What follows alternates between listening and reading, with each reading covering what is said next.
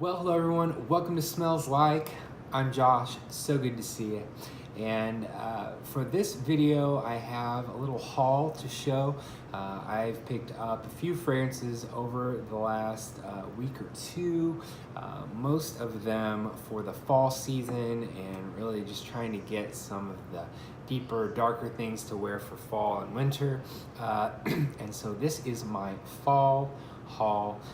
So let's just get started. I'll just kind of go through and tell you each one, show you the box and the bottle. From L'Occitane, the first one I got is Eau de Baux. This one is all about vanilla and cypress. Here's the bottle. Similar to all of the bottles at L'Occitane. L'Occitane is like a boutique that are in a lot of high-end malls. They do like lotions and soaps and a few fragrances. The Eau de Baux line is actually a line of soaps and body washes and lotions, and it also has this eau de toilette. I actually was told by the sales associate at L'Occitane that this was being discontinued. I don't know how reliable that information is. It's still on the website as of right now with no, it looks like it's still readily available online. She said when the current stock runs out that's it. So just FYI on this one, I know that a lot of people love this one. I can't imagine why they would discontinue this great one. Like I said, this one is all about vanilla and cypress. So it's got this really nice vanilla that kind of reminds some people of vanilla or tobacco vanille from Tom Ford. The vanilla in that, kind of like tobacco vanille without the tobacco, some say. It's got some spices, and it's got cypress, which is kind of piney, dry.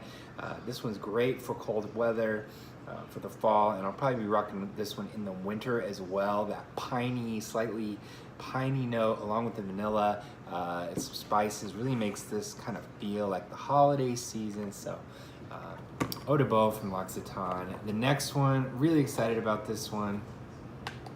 From Gucci is Gucci Guilty Absolute pour Homme.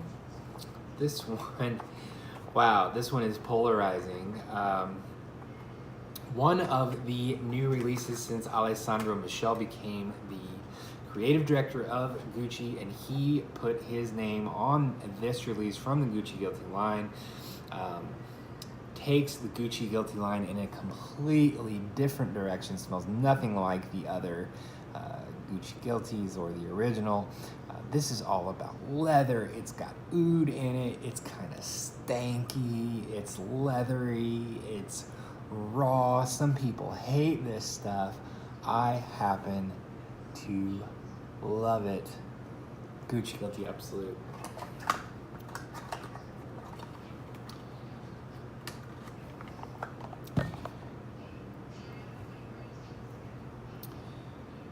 Next, from the House of Hermes, we have Terre Eau Très Fraiche. Some might think this is more of a spring or summer type fragrance, and it definitely is. It is sort of a lighter version of Terre de Hermes.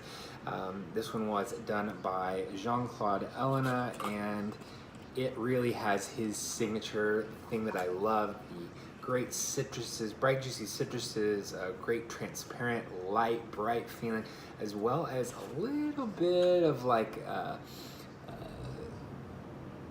little bit of character, a little bit of some spices, some cumin that gives this thing a little bit of that manly musk in this one.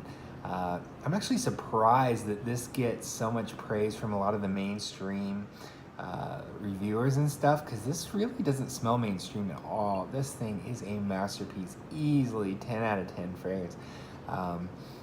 There is a brand new release from the Terre de Hermes line, the Intense Vetiver. Actually, when I went and bought this, I meant to try the other to see if I wanted to buy it, and it was not available yet at my local Sephora. And I realized I didn't have this, and they were running their Labor Day sale, and so I had to use my discount to grab this one. Couldn't believe I didn't have this in the collection yet. And for, you know, a fragrance that really works for spring and summer, this can definitely be used in the fall. That kind of musky nuance really makes this one great. I'm gonna wear this a lot for the early fall. I wore it today, where, you know, it's early fall, still pretty warm. I mean, it was in the 90s today, but I'm gonna wear this one on into the beginning of fall when it starts to cool off a little bit. I think it'll be perfect for that. Next, from the house of Chanel, we have Chanel Allure Homme. This is the original that all the flankers from Chanel Allure Homme Sport, Sport Extreme, Edition Blanche, all of those sprung from this original. I have a first impression video and unboxing up on my channel that you can see of this one, giving some first impressions. This one is so underrated in my opinion. This is such a great release from Chanel. Much more character than any other designers that are being released nowadays. This one has a great fall vibe. It takes that tonka bean and citruses and ginger, a little bit of lavender. Honestly, this kind of reminds me of Layton by Parfums de Marly. It definitely does the same job, and so maybe a little bit of the designer DNA that Parfums de Marly's Layton kind of draws from, and that one's such a great one for the fall and winter. That this really does the same job, and so really looking forward to rocking that one. Chanel's Allure Homme.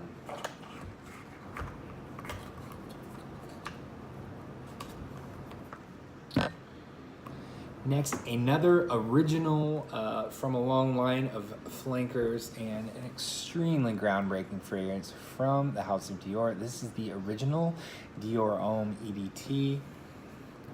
Francois Demachy from Dior, followed by Dior Homme Intense, Dior Homme Parfum, Dior Homme Eau, Dior Homme Sport, Dior Homme Cologne.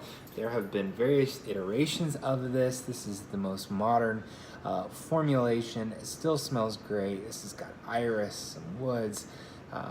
Really an amazing fall fragrance, and I find this one more wearable than Dior Homme Intense. It isn't as formal. For me, I feel like Dior Homme Intense, as great of a fragrance as that is, I don't have a lot of occasions to wear it, and this one has a little more character to me than something like Dior Homme Eau, which is another of the more wearable iris-based fragrances from this line. This is an iris that I find extremely wearable, great for fall. Really look forward to wearing this. And, you know, showing some love to the originals from some of these lines. People really get into Dior Homme Intense, people get into Chanel Allure Edition Blanche, but the originals that those are based on, you know, really broke the ground that made those other ones so good. So I'm really into the originals of any popular line. I feel like I have to have the original first and really give the respect that's due to that. Last but certainly not least, my favorite so far, my favorite new release on the designer side for 2018 from Tom Ford. This is Ombré Leather. You can check out my first impressions of this on the channel already, and you can expect a review on this to be forthcoming. The next video after this haul will be my review on Ombré Leather from Tom Ford.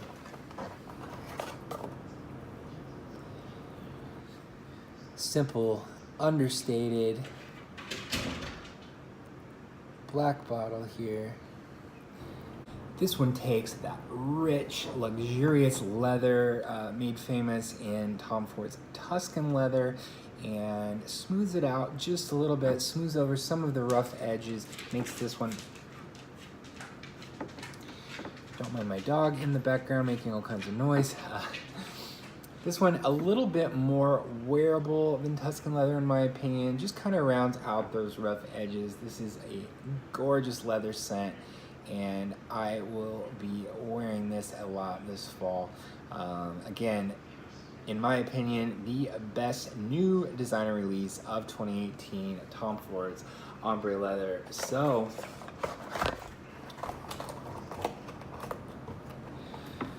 that is my fall haul 2018. Definitely some heavy hitters in this one, some crowd pleasers, some a little bit more daring. Let me know if you've picked up any new fragrances lately to add to your collection, or any new picks for fall that you've picked up.